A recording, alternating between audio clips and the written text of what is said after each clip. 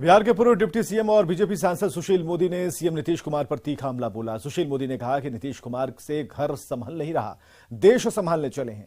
बिहार में 3 उपचुनाव हुए जिसमें 7 दल मिलकर चुनाव लड़े, फिर भी बीजेपी ने गोपालगंज और कोढ़नी में महागठबंधन को हरा दिया। नीतीश से घर तो संभल नहीं रहा है और देश संभालने चले हैं।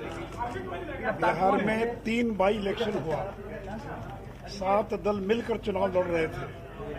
हमने गोपालगंज में भी उनको हराया और कुर्नी में भी उनको हराया और मोकामा की सीट में भी 64,000 वोट भारतीय जनता पार्टी लाने में सफलता प्राप्त की जो है। तो जो लोग अपने राज्य के अंदर बीजेपी का मुकाबला नहीं कर पा रहे हैं वो देश में क्या मुकाबला करेंगे। और वहीं सुशील मोदी ने विपक्षी एकता के दावे पर जमकर निशाना साधा और कहा कि सारे भ्रष्टाचारी लोग एक साथ हो रहे हैं। ये लड़ाई ईमानदार बनाम भ्रष्टाचार की है। एक और ईमानदार नेता नरेंद्र मोदी हैं, दूसरी ओर भ्रष्टाचार से घिरे हुए नेता एकजुट हो रहे हैं। भ्रष्टाचार के आरोपी हैं उनको एकजुट करने का प्रयास है। सीबीआई ईडी की जो कार्रवाई हो रही उससे डरे हुए लोग हैं और ये सारे भ्रष्टाचारी लोग एकजुट हो रहे हैं नरेंद्र मोदी का मुकाबला करने के लिए। ये जितने भ्रष्ट आचरण में लिप्त लोग हैं जिन पर भ्रष्टाचार के गंभीर आरोप हैं वो लोग एकजुट होने का प्रयास कर रहे हैं। ये लड़ाई ईमानदार बनाम भ्रष्टाचार की लड़ाई है। एक तरफ नरेंद्र मोदी जैसा ईमानदार व्यक्ति और दूसरी ओर भ्रष्टाचार के आरोप में घिरे हुए जो विपक्ष के नेता वो एक हो रहे हैं।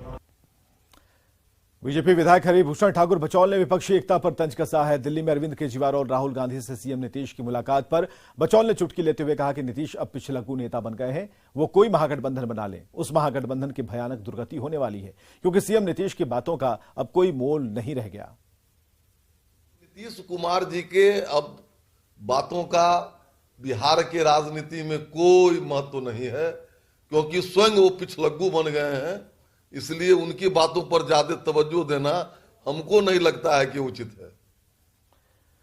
सीएम नीतीश के दिल्ली दौरे को लेकर बीजेपी की ओर से लगातार तंज कसा जा रहा है। अब जेडीयू की ओर से बीजेपी पर पलटवार किया गया। ग्रामीण विकास मंत्री श्रवण कुमार ने कहा कि बीजेपी को 2024 में हाथ से सत्ता जाने का डर सता रहा है, इसलिए बीजेपी के नेता बयानबाजी कर रहे हैं। 2024 में बीजेपी का सफाया होना तय है।